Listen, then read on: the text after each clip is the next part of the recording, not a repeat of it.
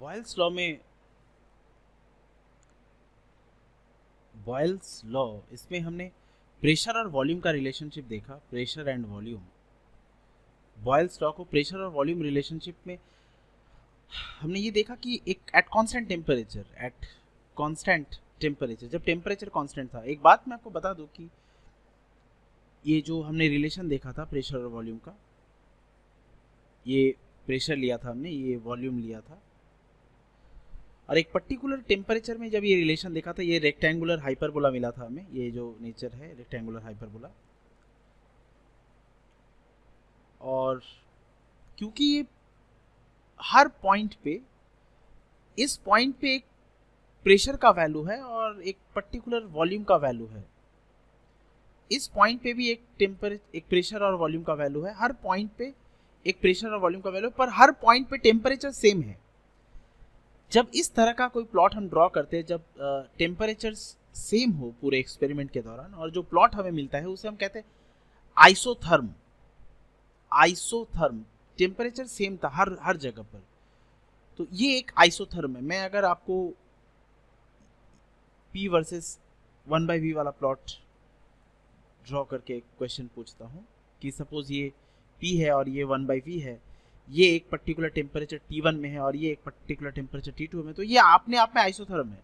मैं आपको ऐसे कर सकता हूँ, compare this to isotherms and predict which one of the relation is true, whether T1 is greater than T2 or T2 is greater than T1 or T1 is equals to T2. This is how we ask questions.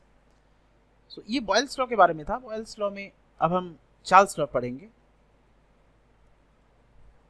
अब हम Charles law को देखते हैं, और Charles law में जो हम पढ़ेंगे वो टेम्परेचर वॉल्यूम रिलेशनशिप है। Temperature volume relationship of a gas, temperature volume relation of a gas, ये है चार्ल्स लॉ। ये काफी सिग्निफिकेंट है, ये काफी ऑब्वियस सा लॉ है, पर काफी ऑब्वियस सा लॉ है कि अगर किसी गैस का टेम्परेचर हम राइज करेंगे, अगर किसी गैस का टेम्परेचर हम बढ़ा देते हैं तो उसकी थर्मल एनर्जी बढ़ जाएगी, उसकी थर्मल एनर्जी इंक्रीज करेगी, और थर्मल एनर्जी का बढ़ना मतलब काइनेटिक एनर्जी का बढ़ना, काइनेटिक एनर्जी का बढ़ना मतलब मूवमेंट का बढ़ना, मूवमेंट ऑफ गैस इंक्रीज हो जाना, और मूवमेंट ऑफ गैस अगर बढ़ जाता है तो वो ज्यादा वॉल्यूम ऑक्यूपाई करेगा, मतलब वॉल्यूम भी बढ़ जाएगा। ये काफी ऑब्वियस सा लॉ है, पर क्या मैं आपसे अगर पूछूं कि इनके बीच का रिलेशन क्या होगा, 1 डिग्री टेम्परेचर राइज करने पे, 1 डिग्री सेल्सियस टेम्परेचर राइज करने पे वॉल्यूम बढ़ेगा, ये बात सच है। वॉल्यूम बढ़ेगा, ये बात सच है। 1 डिग्री सेल्सियस टेम्परेचर के बढ़ने पे वॉल्यूम राइज करेगा, पर कितना, हाउ मच। अगर मैं आपसे ये क्वांटिटेटिव रिलेशन पूछूं कि कितना वॉल्यूम बढ़ेगा, तो आप आंसर नहीं दे सकते। और यही चार्ल्स लॉ को पढ़ना खास बनाता है। चार्ल्स ने काफी एक्सपेरिमेंट किए थे, और जो टेम्परेचर वॉल्यूम का रिलेशनशिप मिला वो क्वालिटेटिव नहीं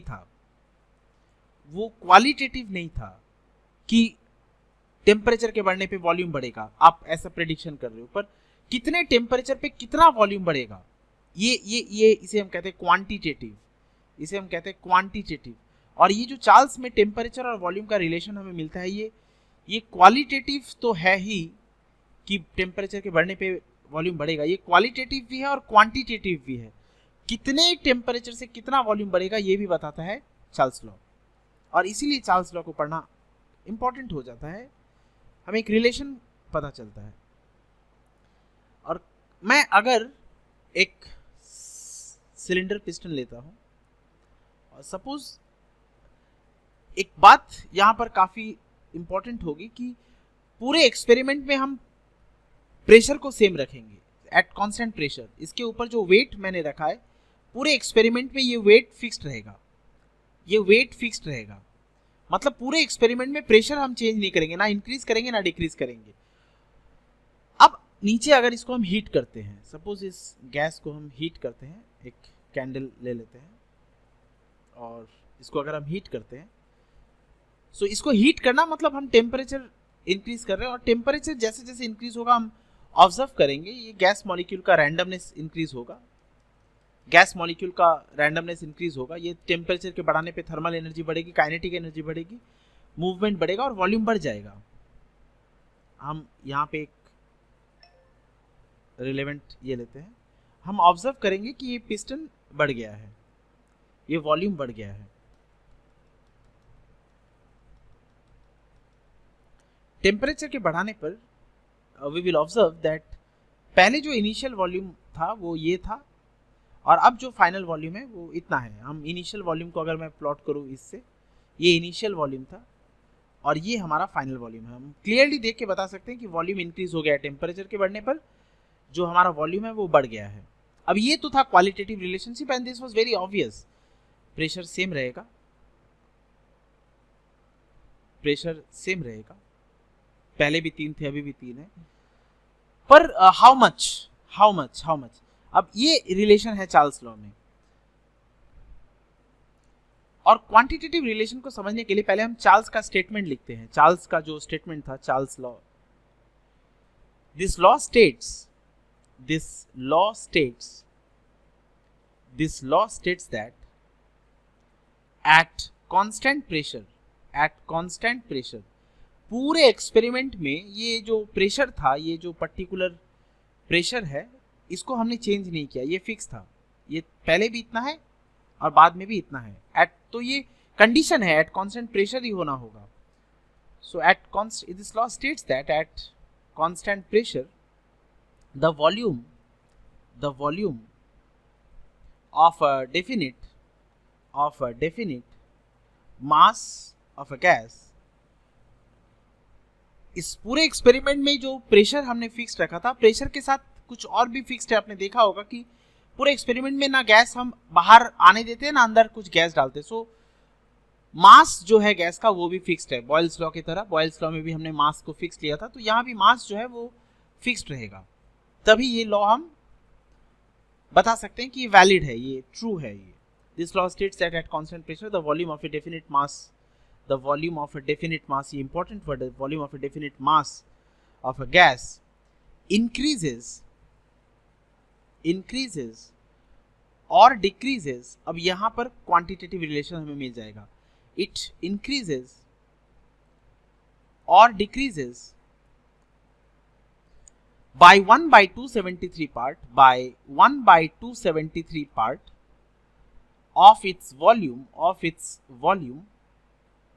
at 0 degree Celsius. For each degree Celsius, rise or fall in temperature. अब यहां से हम क्वांटिटेटिव रिलेशन को देखेंगे। कहने का मतलब ये है कि अगर आप किसी गैस को 0 डिग्री सेल्सियस में एज्यूम करते हो, हम एज्यूम करते हैं एक कंटेनर है हमारे पास, ये हमारे पास कंटेनर है, और इस गैस को हमने जो इनिशियल टेम्परेचर में लिया है, ये हम मान लेते हैं कि 0 डिग्री सेल्सियस में है। और इस 0 डिग्री सेल्सियस में इस गैस का जो वॉल्यूम है वो एक फिक्स्ड वॉल्यूम, हम कुछ भी मान लेते हैं, ये सपोज एक फिक्स्ड वॉल्यूम है। 0 डिग्री सेल्सियस में जो वॉल्यूम है मैं उसको मान लेता हूं ये V0 है, ये V0 है। और हमने ये देखा कि अगर हम टेम्परेचर को 1 डिग्री सेल्सियस बढ़ाते हैं, 0 डिग्री सेल्सियस से 1 डिग्री सेल्सियस कर देते हैं, 1 डिग्री सेल्सियस, तो चार्ल्स ने ये बताया कि 1 डिग्री सेल्सियस टेम्परेचर बढ़ाने से क्योंकि वॉल्यूम बढ़ेगा, टेम्परेचर बढ़ाने से क्योंकि वॉल्यूम बढ़ेगा, तो वो बढ़ा हुआ वॉल्यूम हम लिखते हैं, सपोज हम लिखते हैं V1 डिग्री सेल्सियस में जो वॉल्यूम होगा वो ज्यादा होगा, और वो ऐसा था V0 में जो भी था plus 1/273 of volume at 0 degree Celsius, ये रिलेशन था। 1 डिग्री सेल्सियस टेम्परेचर बढ़ाने पर जो फाइनल वॉल्यूम होगा वो इनिशियल वॉल्यूम का 1/273 पार्ट होगा, वो इनिशियल वॉल्यूम का 1/273 पार्ट होगा। इसको मैं आपको 2-3 बार और समझाता हूं ये रिलेशन। अगर मैं टेम्परेचर को, सपोज हम एक रैंडम एक्सपेरिमेंट लेते हैं, सपोज हमारे पास जो टेम्परेचर है, इनिशियल टेम्परेचर, हमारे पास इनिशियल टेम्परेचर है, इनिशियल टेम्परेचर हम मान लेते हैं T1 डिग्री सेल्सियस है, और इस T1 डिग्री सेल्सियस में जो इनिशियल वॉल्यूम है, इनिशियल वॉल्यूम हम मान लेते हैं वो V1 ml है। T1 डिग्री सेल्सियस में जो हमारा वॉल्यूम है वो V1 ml है। और अगर मैं टेम्परेचर को, फाइनल टेम्परेचर जो मैं अज्यूम कर रहा हूं, फाइनल टेम्परेचर, तो चार्ल्स ने ऑब्जर्व किया अगर फाइनल टेम्परेचर आप T1 + 1 डिग्री सेल्सियस करते हो, जो भी टेम्परेचर है उसका आप 1 डिग्री सेल्सियस बढ़ाते हो, तो जो आपको फाइनल वॉल्यूम मिलेगा, वो V1 तो होगा ही, V1 से कुछ ज्यादा होगा, टेम्परेचर बढ़ाने पे वॉल्यूम बढ़ेगा, और ये होगा V1 + 1/273 + 1/273 of V1। Initial volume जो भी होगा उसका 1/273 पार्ट बढ़ जाएगा। ये तो हुआ राइज करने पे, 1 डिग्री सेल्सियस राइज करने पे। अगर हम टेम्परेचर कम कर देते हैं, इनिशियल टेम्परेचर हमारा सपोज T1 है और उस वक्त V1 इनिशियल वॉल्यूम है, और अगर हम टेम्परेचर को कम कर देते हैं, suppose temperature is decreased, if temperature is increased, ये कंडीशन होगा हमारा, if temperature is increased, if temperature is increased, अगर टेम्परेचर को इंक्रीज करते हैं तो ये रिलेशन है। इफ टेम्परेचर इज डिक्रीज्ड, अगर टेम्परेचर को डिक्रीज करते हैं, नाउ सपोज फाइनल टेम्परेचर जो है, जो हमारा फाइनल टेम्परेचर है उसको हम T1 - 1 डिग्री सेल्सियस कर देते हैं, 1 डिग्री सेल्सियस कमा देते हैं उसका। सो जो फाइनल वॉल्यूम होगा वो पहले से कम होगा, और वो होगा V1 - 1/273 ऑफ V1 ml, ये ml में होगा। ये है चार्ल्स लॉ का ऑब्जर्वेशन, कि वॉल्यूम बढ़ेगा अगर आप टेम्परेचर इंक्रीज करते हो तो वॉल्यूम इंक्रीज होगा, और अगर आप टेम्परेचर डिक्रीज करते हो तो वॉल्यूम डिक्रीज होगा। ये काफी जनरलाइज्ड सा स्टेटमेंट है, और अगर क्वांटिटेटिव पूछे कि कितना टेम्परेचर पे कितना वॉल्यूम बढ़ेगा, तब चार्ल्स लॉ का इंपॉर्टेंस आ जाता है कि 1 डिग्री सेल्सियस बढ़ाने पे जो वॉल्यूम बढ़ेगा वो इनिशियल वॉल्यूम का 1/273 पार्ट बढ़ जाएगा, और 1 डिग्री सेल्सियस कम होने पे जो फाइनल वॉल्यूम होगा वो इनिशियल वॉल्यूम का 1/273 पार्ट कम हो जाएगा। अब यहां से हम चार्ल्स लॉ का एक डेरिवेशन बनाएंगे। सो हम मान लेते हैं कि इनिशियल वॉल्यूम, लेट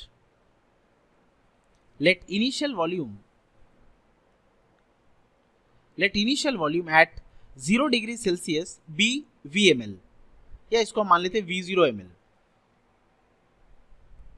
और mass constant, mass of gas is constant,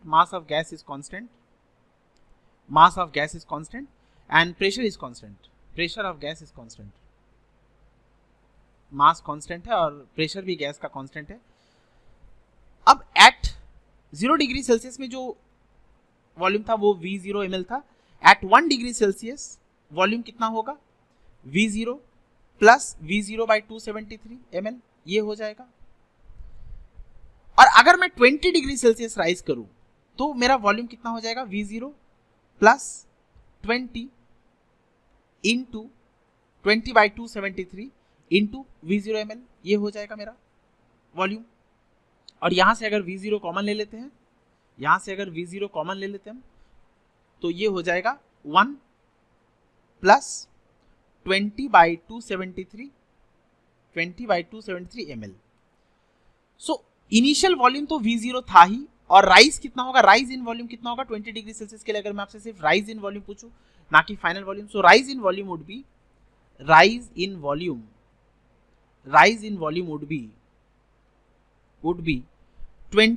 × V0/273, ये फ्रैक्शन का राइज होगा, इनिशियल तो था ही, इतना तो था ही, और इतना वॉल्यूम ज्यादा बढ़ जाएगा,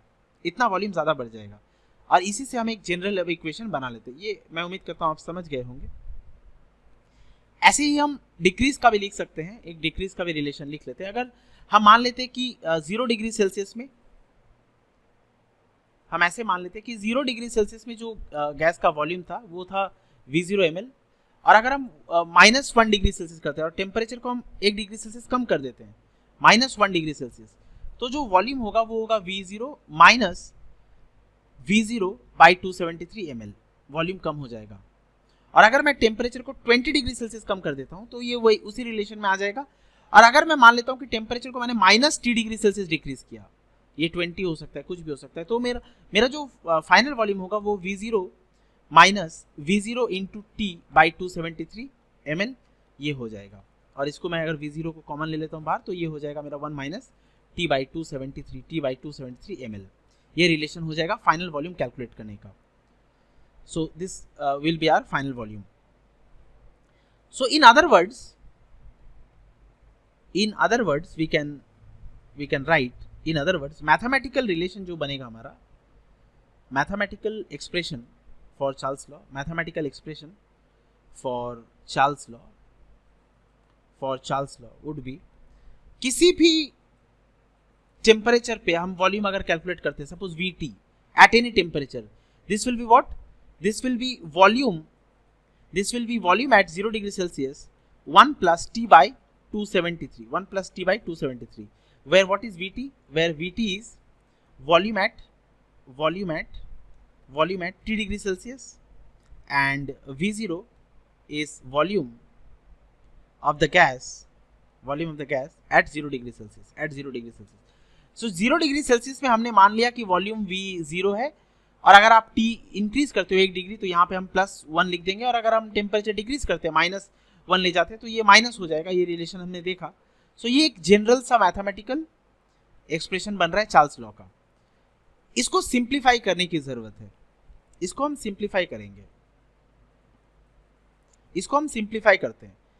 मैं Vt का जो रिलेशन आया वो आया V0 plus V0 by 273 into T, ये रिलेशन मेरा आया। और मैं यहाँ पे जैसे V0 कॉमन ले लिया था, तो V0 आ जाएगा 1 प्लस T बाई 273, और इसको अगर एलसीएम कर लेते तो ये हमारा आ जाएगा V0 273 plus T by 273 plus T।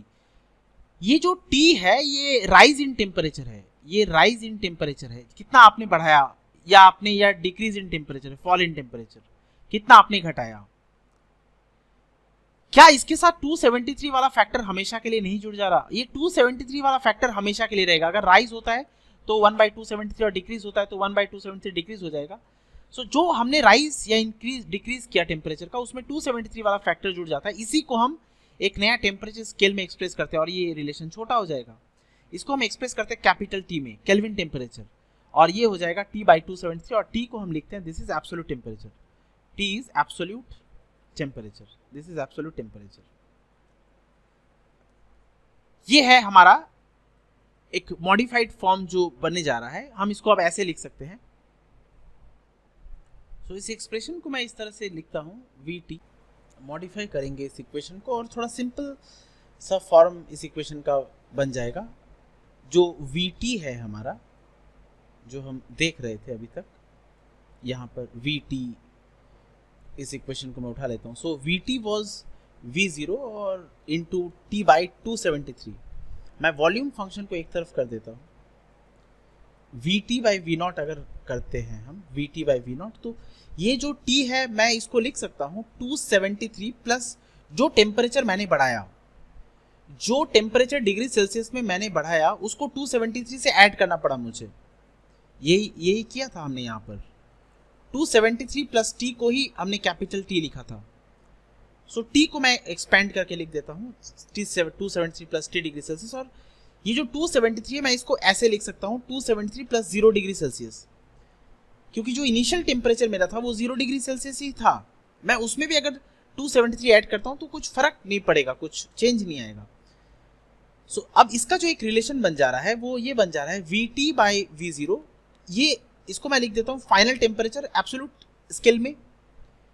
किसी भी डिग्री सेल्सियस के टेम्परेचर को, को अगर आप 273 ऐड कर देते हो, जो टेम्परेचर आपको मिलेगा उसको हम बोलते हैं एब्सोल्यूट टेम्परेचर। वो एब्सोल्यूट स्केल में एक्सप्रेस किया हुआ टेम्परेचर है। सो ये जो डिग्री सेल्सियस मैंने बढ़ाया उसको 273 से ऐड कर दिया मैंने, ये हो गया मेरा एब्सोल्यूट टेम्परेचर। और इसको मैं लिखूंगा 273 से 0 डिग्री सेल्सियस हम अगर ऐड करते हैं तो वो 273 केल्विन ही होगा, सो एक रिलेशन हमें मिलता है कि 0 डिग्री सेल्सियस को भी केल्विन में एक्सप्रेस कर दिया और T डिग्री सेल्सियस जो मैंने बढ़ाया उसको भी मैं केल्विन में एक्सप्रेस कर देता हूँ, तो ये मुझे मिलता है। ये फाइनल टेम्परेचर है मेरा, ये मेरा फाइनल टेम्परेचर है। This is my final temperature. और इस फाइनल टेम्परेचर में जो वॉल्यूम मुझे मिल रहा है वो Vt है मैग्नीट्यूड वाइज, और ये मेरा इनिशियल टेम्परेचर था 0 डिग्री सेल्सियस, जिसको फिर मैंने केल्विन में एक्सप्रेस कर दिया, तो ये मेरा फाइनल वॉल्यूम है। सो यहाँ से एक बहुत ही गहरा रिलेशन हमें मिल जाता है, वो ये है कि हम ये लिख सकते हैं volume of any gas of any given mass of a gas is directly proportional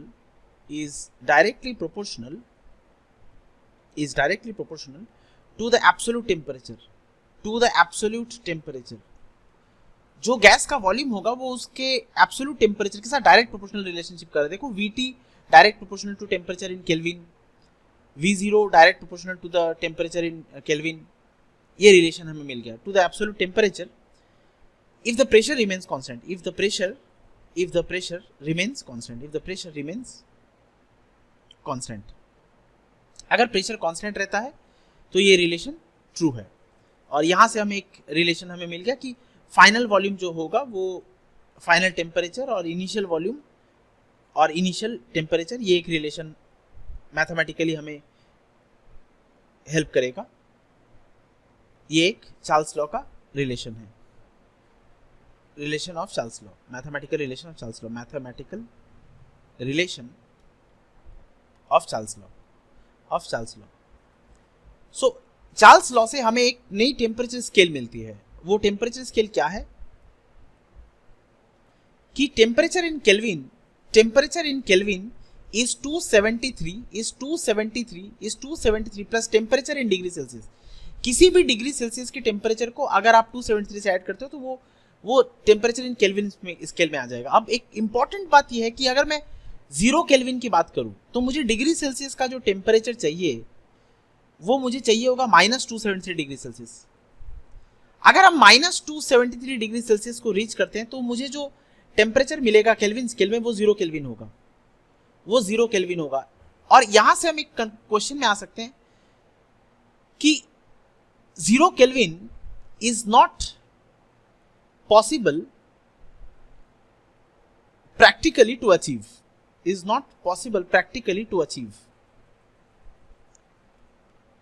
is not theoretically it may be possible, theoretically it may be possible। अब मैं आपको बताता हूं ऐसा क्यों। गैस का जो अभी हमने देखा चार्ल्स लॉ से, from Charles law what we deduced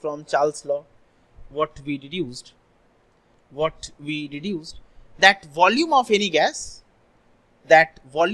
gas is directly proportional to absolute temperature। और अगर आप एब्सोल्यूट टेम्परेचर को 0 केल्विन प्लॉट करते हो तो 0 केल्विन में जो वॉल्यूम है वो भी 0 होना होगा। अगर एब्सोल्यूट टेम्परेचर आप 0 रखते हो तो वॉल्यूम ऑफ गैस भी 0 ml होना होगा। और हम जानते हैं कि मैटर उसी को कहते हैं that has mass and occupies space. अगर वॉल्यूम 0 हो जाता है मतलब वो मैटर ही नहीं रहेगा, वो गैस मैटर नहीं रहेगा, और ऐसा तो हो नहीं सकता। इसीलिए 0 केल्विन जिसका मतलब है -273 degree Celsius is impossible to achieve,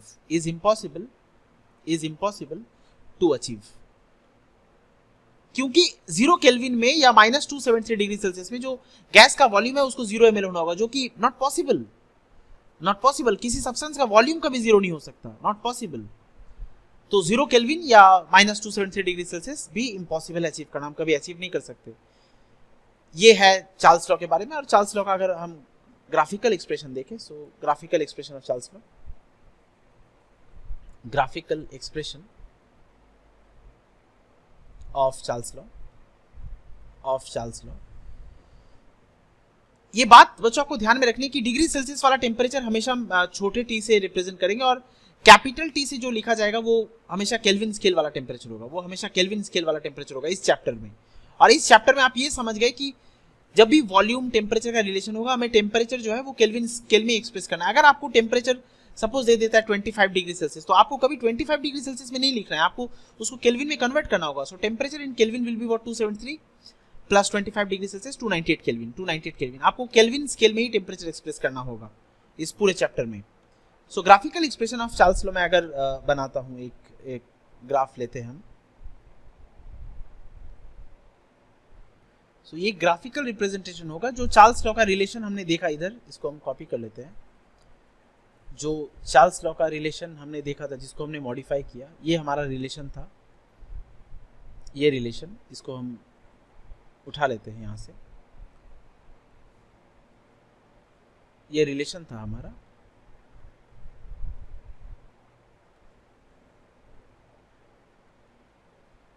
और इस रिलेशन से हम ग्राफ प्लॉट करेंगे। सॉरी, मैं इसको लिख लेता हूं।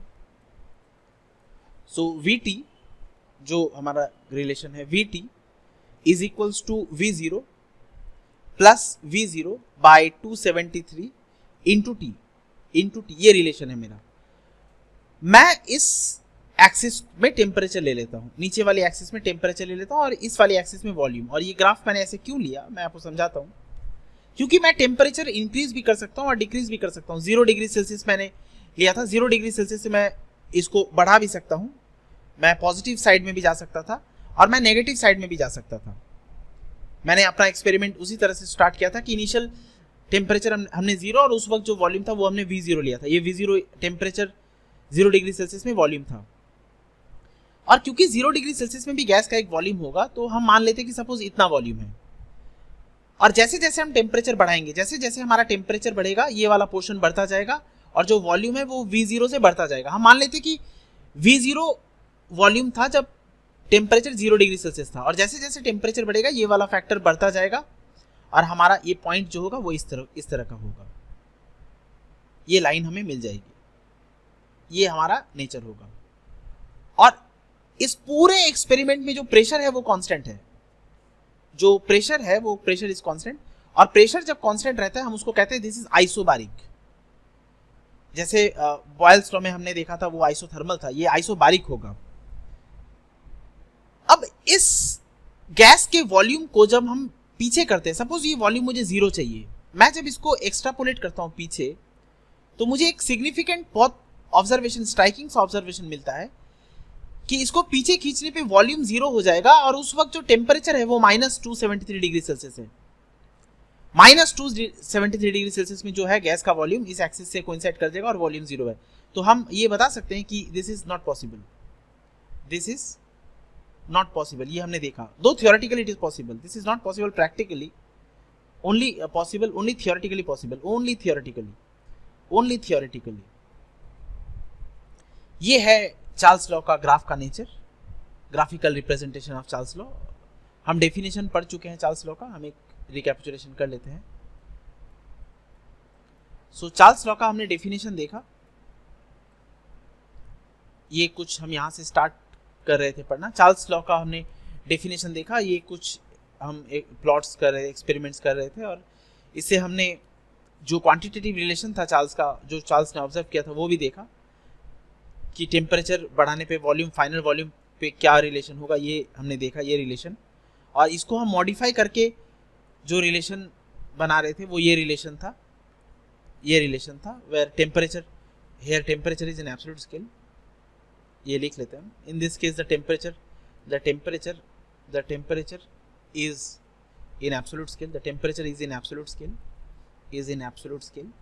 और फिर इसके बाद हमने ग्राफिकल रिप्रेजेंटेशन भी देखा, एब्सोल्यूट स्केल, एब्सोल्यूट टेम्परेचर क्या है वो भी देखा हमने, कि किसी भी डिग्री सेल्सियस को 273 ऐड करने पर वो मिल जाएगा। और फिर हमने ये देखा कि 0 केल्विन जो है वो कभी पॉसिबल नहीं है, 0 केल्विन कभी पॉसिबल नहीं है और is not impossible to achieve. और फिर ग्राफिकल रिप्रेजेंटेशन भी हमने देखा, graphical representation of Charles law. ये था चार्ल्स लॉ के बारे में।